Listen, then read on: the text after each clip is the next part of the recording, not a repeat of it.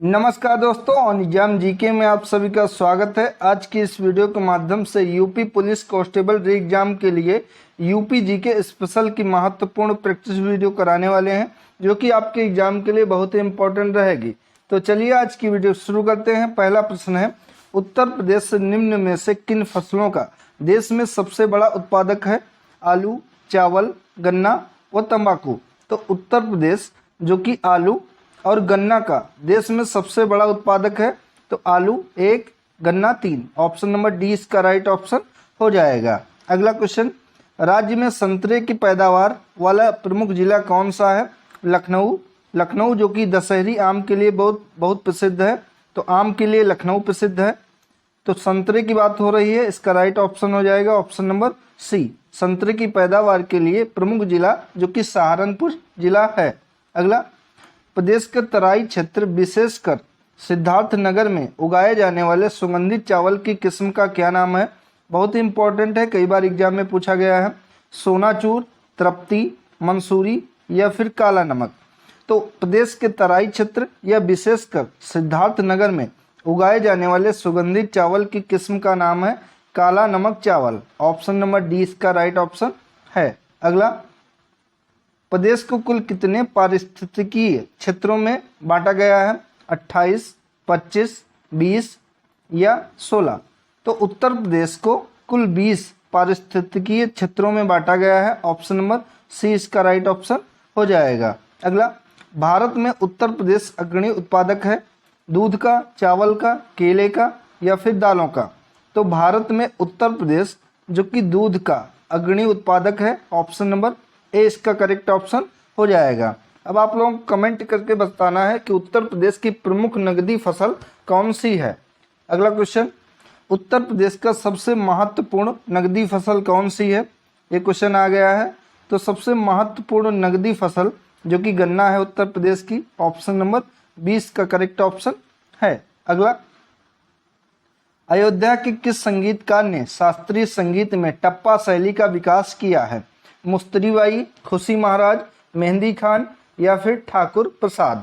तो अयोध्या के खुशी महाराज ने संगीतकार ने शास्त्रीय संगीत में टप्पा शैली का विकास किया है। ऑप्शन नंबर 20 का राइट ऑप्शन हो जाएगा खुशी महाराज। अगला, प्रदेश में अवनलिका अपर्दन में सबसे अधिक प्रभावित जिला कौन सा है? मेरठ, गोरखपुर, इटावा या फिर फर्रुखाबाद। अगर आपसे पूछे कि उत्तर प्रदेश में सबसे ज़्यादा वर्षा कहाँ पर होती है, तब आपका आंसर हो जाएगा सबसे ज़्यादा वर्षा जो कि उत्तर प्रदेश के गोरखपुर जिले में होती है।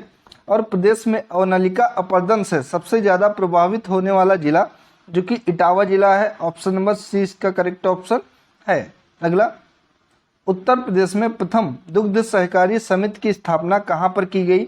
सहारनपुर में, वाराणसी में, लखनऊ में या फिर प्रयागराज में। तो उत्तर प्रदेश में पहली दुग्ध सहकारी समिति की स्थापना जो कि वाराणसी बनारस में की गई। ऑप्शन नंबर 20 का करेक्ट ऑप्शन है। अगला, प्रदेश में वायु मृदा अपरदन से सर्वाधिक प्रभावित क्षेत्र कौन सा है? मृदा अपरदन की बात हो रही थी तो ये इटावा था, लेकिन पूछा गया है कि वायु मृदा अपरदन से सबसे ज़्यादा प्रभावित कौन सा क्षेत्र उत्तर प्रदेश का है? तो ये पश्चिमी क्षेत्र है। ऑप्शन नंबर ए इसका करेक्ट ऑप्शन है। अगला, निम्न में से उत्तर प्रदेश किस फसल का सबसे बड़ा उत्पादक नहीं है? तो उत्तर प्रदेश सबसे बड़ा उत्पादक जो कि आलू, गन्ना व गेहूं का है, लेकिन चावल का उत्पादक सबसे बड़ा उत्तर प्रदेश नहीं है। तो ऑप्शन नंबर 20 का करेक्ट ऑप्शन हो जाएगा। अगला, उत्तर प्रदेश निम्न में से किन फसलों का देश में सबसे बड़ा उत्पादक है? तो दोस्तों ये रिपीटेड क्वेश्चन है, आप लोग इसका आंसर कमेंट बॉक्स में करेंगे, पहले कराया जा चुका है इसी वीडियो में। अगला, उत्तर प्रदेश में किसान बही योजना कब लागू हुई? वर्ष 2002 में, वर्ष 1972 में, वर्ष 1982 में या फिर वर्ष 1992 में। तो उत्तर प्रदेश में किसान बही योजना जो कि लागू हुई वर्ष 1992 में। ऑप्शन नंबर डी इसका करेक्ट ऑप्शन है। उत्तर प्रदेश में सिंचाई का सबसे बड़ा स्रोत क्या है? नहरों से सिंचाई होती है, तालाबों से होती है, नलकूपों से होती है या फिर कुओं से होती है। तो उत्तर प्रदेश में सिंचाई का सबसे बड़ा स्रोत जो कि नलकूप है। नलकूप के माध्यम से सबसे ज़्यादा सिंचाई की जाती है उत्तर प्रदेश में। अगला, निम्न में से नलकूपों द्वारा सिंचित भूमि क्षेत्र सबसे अधिक कहाँ पर है? तो ये उत्तर प्रदेश में है। सी करेक्ट ऑप्शन हो जाएगा। दोस्तों ये सभी क्वेश्चन जो कराए जा रहे हैं सभी प्रीवियस ईयर के क्वेश्चन हैं, जिस तरीके से पूछे गए हैं उस तरीके से इस वीडियो में लिखा गया है। अगला, निम्न में से कौन नदी यमुना की सहायक नदी नहीं है? तो केन, बेतवा व चंबल ये तीनों नदी जो कि यमुना नदी की सहायक नदी हैं, लेकिन कल्याणी यमुना नदी की सहायक नदी नहीं है। ऑप्शन नंबर डी इसका करेक्ट ऑप्शन हो जाएगा। निम्न में से कौन सा बांध बेतवा नदी पर बनाया गया है? लवकुश बैराज, रिहंद बांध, शारदा बैराज या फिर राजघाट? इसका राइट ऑप्शन हो जाएगा Rajghat. Option number D correct option है। अगला, फुलहर झील भारत के किस राज्य में स्थित है? इंपॉर्टेंट क्वेश्चन है ये। तो फुलहर झील जो कि उत्तर प्रदेश राज्य में स्थित है। अक्सर एग्जाम में इसका जिला पूछा जाता है कि फुलहर झील उत्तर प्रदेश के किस जिले में स्थित है, तब आपका ऑप्शन हो जाएगा कि पीलीभीत जिले में है। ठीक है, ऑप्शन नंबर डी इसका राइट ऑप्शन हो जाएगा यूपी। अगला, पारीछा बांध किस नदी पर स्थित है? बेतवा, केन, रिहंद या फिर राप्ती? तो पारीछा बांध जो कि बेतवा नदी पर स्थित है। Option number A correct option है। अगर आपसे पूछे कि यह बांध कहाँ है तो यह बांध जो कि झांसी में है, ये भी ध्यान रखेंगे। ऑप्शन नंबर ए करेक्ट है। अगला, गोविंद बल्लभ पंत सागर कहाँ पर स्थित है? बुलंदशहर में, ललितपुर में, मिर्जापुर में या फिर सोनभद्र में? तो गोविंद बल्लभ पंत सागर जो कि सोनभद्र में है। ऑप्शन नंबर डी इसका करेक्ट ऑप्शन हो जाएगा। और सबसे ज़्यादा वन आच्छादित यानी कि सबसे ज़्यादा वन जो कि सोनभद्र में ही पाए जाते हैं, ये भी ध्यान रखेंगे। अगला, केंद्र द्वारा किस नदी को राष्ट्रीय नदी घोषित किया गया है?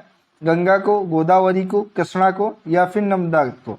तो गंगा नदी की कुल लंबाई जो कि 2525 किलोमीटर है और गंगा नदी को ही केंद्र सरकार के द्वारा राष्ट्रीय नदी घोषित किया गया है। अगला, हथनी कुंड परियोजना किस नदी पर स्थित है? गंगा, सरयू, यमुना या फिर रामगंगा नदी पर? तो हथनी कुंड परियोजना जो कि यमुना नदी पर स्थित है। अगर राज्य पूछे तो ये हरियाणा राज्य में है। ठीक है, ऑप्शन नंबर सी इसका करेक्ट ऑप्शन है। अगला, माता टीला परियोजना किस नदी पर है? बेतवा नदी पर, गोदावरी नदी पर, कृष्णा नदी पर या फिर पेरियार नदी पर? तो माता टीला परियोजना जो कि बेतवा नदी पर है। Option number A correct option है। अगला, निम्न में से किस नदी को राष्ट्रीय जलमार्ग संख्या 1 के रूप में प्रयुक्त किया जा रहा है? तो राष्ट्रीय जलमार्ग जो कि गंगा नदी पर बनाया गया है। ऑप्शन नंबर ए इसका करेक्ट ऑप्शन हो जाएगा। अगला, उत्तर प्रदेश की सबसे लंबी नहर कौन सी है? घाघरा नहर, केन नहर, निचली गंगा नहर या फिर शारदा नहर? तो उत्तर प्रदेश की सबसे लंबी नहर जो कि शारदा नहर है। Option number D correct option है। अगला, निम्न में से कौन सा एक खनिज उत्तर प्रदेश में नहीं पाया जाता है? चूना पत्थर, अभ्रक, बॉक्साइट या जिप्सम? तो चूना पत्थर, बॉक्साइट व जिप्सम पाया जाता है, लेकिन अभ्रक जो कि यूपी में नहीं पाया जाता है। तो बी करेक्ट ऑप्शन है। अगला, निम्न में से यूरेनियम कहाँ पर मिलता है? तो यूरेनियम जो कि ललितपुर में इसका उत्पादन होता है। Option number C correct option है। अगला, निम्न जनपदों में कौन सर्वाधिक वन आच्छादित है? आप लोग बताएंगे, अभी बताया जा चुका है कि उत्तर प्रदेश के सबसे ज़्यादा वन कहाँ पर है, यानी कि वन आच्छादित सबसे ज़्यादा कौन सा जिला है उत्तर प्रदेश का? तो ये सोनभद्र जिला है। Option number B correct option है। और लखीमपुर खीरी जो कि उत्तर प्रदेश का सबसे बड़ा जिला है, ये भी ध्यान रखेंगे। अगला, सुरहताल पंछी विहार कहाँ पर स्थित है? तो सुरहताल पंछी विहार जो कि हरदोई जिले में स्थित है। Option number B correct option है। अगला, प्रदेश में नवाबगंज पंछी विहार कहाँ पर स्थित है? इंपॉर्टेंट क्वेश्चन है ये।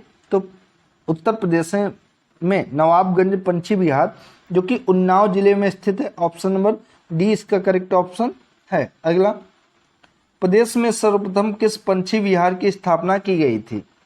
सांडी पंछी विहार, नवाबगंज पंछी विहार, समान पंछी विहार या सुर सरोवर पंछी विहार? तो उत्तर प्रदेश में सबसे पहले जिस पंछी विहार की स्थापना की गई थी वो है नवाबगंज पंछी विहार जो कि उन्नाव जिले में पड़ता है। ऑप्शन नंबर 20 का करेक्ट ऑप्शन है। अगला, प्रदेश का सर्वाधिक विस्तृत विस्तृत पंछी विहार कौन सा है, यानी कि प्रदेश का सबसे बड़ा पंछी विहार कौन सा है? तो इसका राइट ऑप्शन हो जाएगा option number C, Lakh Bahosi पंछी विहार, जो कि कहाँ पड़ता है? ये कन्नौज जिले में पड़ता है। ये सबसे बड़ा पंछी विहार उत्तर प्रदेश का है। सी राइट ऑप्शन है। अगला, राष्ट्रीय वन नीति के अनुसार देश के कुल भौगोलिक क्षेत्रफल के कितने भाग पर वन होना चाहिए? 1/4 भाग पर, 1/2 भाग पर, 1/5 भाग पर या 1/3 भाग पर? तो राष्ट्रीय वन नीति के अनुसार देश के कुल भौगोलिक क्षेत्रफल के जो कि 1/3 भाग पर वन होने चाहिए। ठीक है, ऑप्शन नंबर डी इसका करेक्ट ऑप्शन हो जाएगा। अगला, राज्य में एस्बेस्टस कहाँ पाया जाता है? तो उत्तर प्रदेश राज्य में एस्बेस्टस जो कि झांसी में पाया जाता है। Option number B correct option है। ठीक है, अगला, प्रदेश में सर्वप्रथम 1957 में किस वन्य जीव विहार की स्थापना की गई थी? तो वर्ष 1957 में जो कि चंद्रप्रभा वन्य जीव विहार जो कि चंदौली में है, इसकी स्थापना की गई थी। Option number A correct option है। अगला, निम्न में से प्रदेश का कौन जनपद उत्तराखंड, हरियाणा तथा हिमाचल प्रदेश के साथ सीमा बनाता है? तो उत्तराखंड, हरियाणा और हिमाचल प्रदेश के साथ इनमें से मेरठ जो कि सीमा बनाता है। ऑप्शन नंबर ए इसका करेक्ट ऑप्शन हो जाएगा। ठीक है, माफ कीजिए दोस्तों, इसका राइट ऑप्शन हो जाएगा सहारनपुर। सहारनपुर जिला उत्तर प्रदेश का जो कि उत्तराखंड, हरियाणा और हिमाचल प्रदेश के साथ अपनी सीमा साझा करता है। सी इसका करेक्ट ऑप्शन हो जाएगा। अगला, लखनऊ की सीमा किसे स्पर्श नहीं करती है? तो लखनऊ की सीमा उन्नाव, हरदोई और बाराबंकी को स्पर्श करती है, लेकिन गाजीपुर को स्पर्श नहीं करती है। ठीक है, सी करेक्ट ऑप्शन है। अगला, उत्तर प्रदेश के भाबर क्षेत्र में किस प्रकार की मृदा या मिट्टी पाई जाती है? दलदली, कंकरीली, पथरीली, महीन जलोढ़ या भूर? तो उत्तर प्रदेश के भाबर क्षेत्र में जो कि कंकरीली व पथरीली मिट्टी पाई जाती है। ऑप्शन नंबर 20 का राइट ऑप्शन हो जाएगा। अगला, निम्न जिलों का उत्तर से दक्षिण सही अनुक्रम क्या हो जाएगा? तो उत्तर से दक्षिण यानी कि उत्तर से दक्षिण सही अनुक्रम हो जाएगा जो कि सिद्धार्थनगर, संत कबीर नगर, अंबेडकर नगर या भदोही। तो ये क्रम सही होगा। ऑप्शन नंबर 20 का राइट ऑप्शन हो जाएगा। एक बार अगर मैप पे नज़र डालें उत्तर प्रदेश के, तो उत्तर से दक्षिण ये और पूर्व से पश्चिम ये हुआ। मैप को आप जूम करके यहाँ पर देख सकते हैं कि पूछा गया है कि उत्तर से दक्षिण जिले तो ये हैं। अगला, निम्न नगरों का भौगोलिक क्षेत्रफल की दृष्टि से सही घटता क्रम क्या है? अब सही घटता क्रम भौगोलिक क्षेत्रफल की दृष्टि से पूछा गया है कि सबसे बड़ा कौन सा जिला है, उसके बाद फिर उसके बाद।